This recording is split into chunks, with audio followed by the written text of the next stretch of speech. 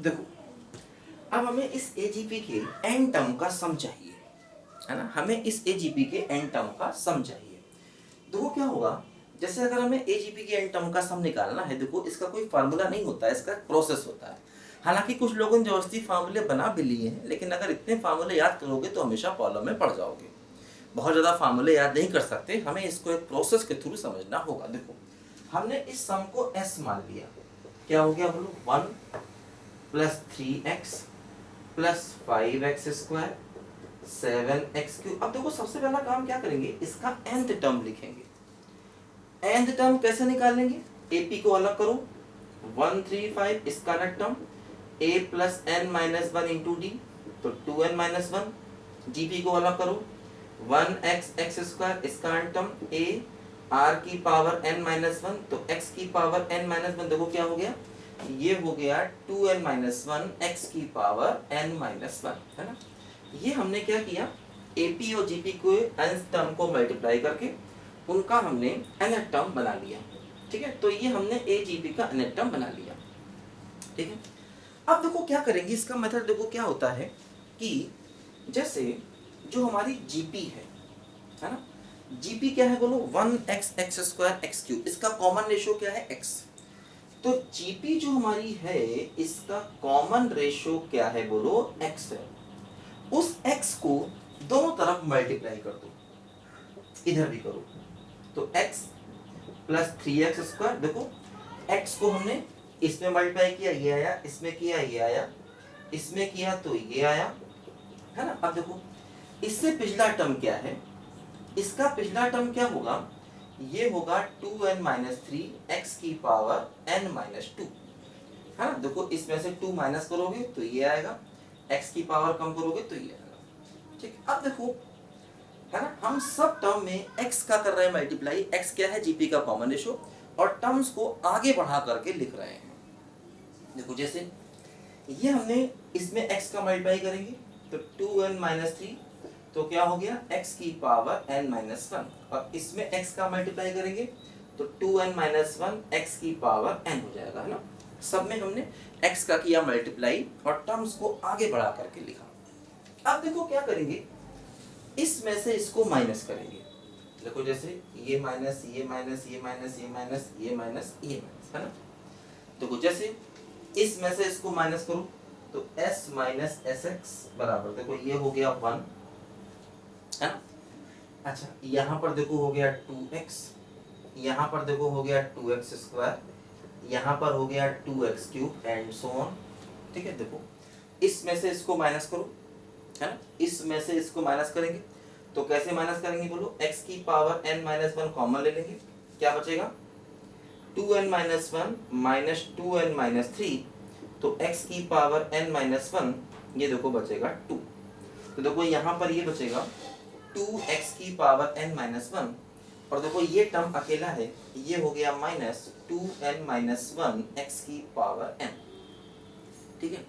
ऐसे देखो यहाँ पर ये आ गया। अब देखो जरा ध्यान दो, हमें ये चेक करना पड़ता है कि अब जो हमारी प्रोग्रेशन बनी है माइनस करने के बाद, आखिर क्या वो एपी या जीपी या कुछ बन रही है। देखो ध्यान दो, जैसे क्या होता है कि अगर हम ध्यान दें तो देखो यहां से लेकर के यहां तक ये जीपी बन रही है ना, यहां से लेके यहां तक देखो एक ये जीपी बन रही है, ठीक है। ये फर्स्ट टर्म जीपी में नहीं आ रहा क्योंकि इसका कॉमन रेशियो 2x है, इसका x, इन सबके x, ठीक है। तो यहां से यहां तक देखो एक जीपी बन रही है, ध्यान दो। अब देखो यहां पर क्या हो रहा है, इस जीपी में कितने टर्म्स है, देखो ये x की पावर 1 2 3 से लेकर x की पावर n माइनस 1, तो इस जीपी में n माइनस 1 टर्म्स है, क्योंकि ये देखना पड़ेगा कि भाई जीपी का सम निकालना है तो उसमें कितने टर्म्स आ रहे हैं, क्योंकि नंबर ऑफ टर्म्स आने चाहिए सम का फार्मूला यूज करने के लिए, है ना। देखो एक तरीका और भी होता है कि जैसे मान लो आपने इसमें से इसको माइनस किया, तो देखो जैसे ये यहां से यहां तक ये टर्म्स हमारे n थे, ये सारे टर्म देखो यहां से यहां तक आए हैं, इसका एक एक्स्ट्रा आ गया, तो इस पूरी प्रोग्रेशन में n+1 टर्म्स हो गए, है ना। क्योंकि देखो ऐसे भी देख सकते हैं। जैसे कई बार ये यहाँ तो x दिख रहा है, कई बार आइडिया नहीं लगता कितने टर्म्स हैं, तो एक और तरीका होता है नंबर ऑफ टर्म्स को काउंट करने का। देखो वो क्या, जैसे आप x देखो, ये आया ये आया ये आया ये आया, यहाँ तक ये n टर्म्स थे, है ना, यहाँ से यहाँ तक देखो n टर्म्स थे। एक ऊपर से ये 1 एक्स्ट्रा आ गया था इस प्रोग्रेशन में, ऊपर वाला 1, तो n+1 हो गए थे। तो पूरी प्रोग्रेशन में n+1 टर्म्स थे, है ना, यहाँ से लेके यहाँ तक n+1 टर्म्स थे। आपने 2 निकाल दिए, पहला और लास्ट निकाल दिया, तो कितने बचे n-1। तो इसलिए इसमें नंबर ऑफ टर्म्स कितने बच गए बोलो, n-1 बच गए, है ना। एक तरीका होता है यहाँ से देखो भाई, x की पावर 1 से शुरू किया, 1 2 से लेके n-1 तक, तो n-1 टर्म से देखो यहाँ से s कॉमन ले लिया, तो 1 - x बराबर 1 प्लस। अब देखो जीपी के n-1 टर्म का सम करना है, तो क्या होगा बोलो, a ब्रैकेट में 1 - r की पावर n-1 अपॉन 1 - r, है ना। जीपी के n-1 टर्म्स का हमें सम करना है, तो a ब्रैकेट में 1 - r की पावर n-1 अपॉन 1 - r, और देखो ये टर्म यहाँ पर एक्स्ट्रा है, क्या है ये, -2n-1 और x की पावर n, ये एक्स्ट्रा टर्म, ठीक है।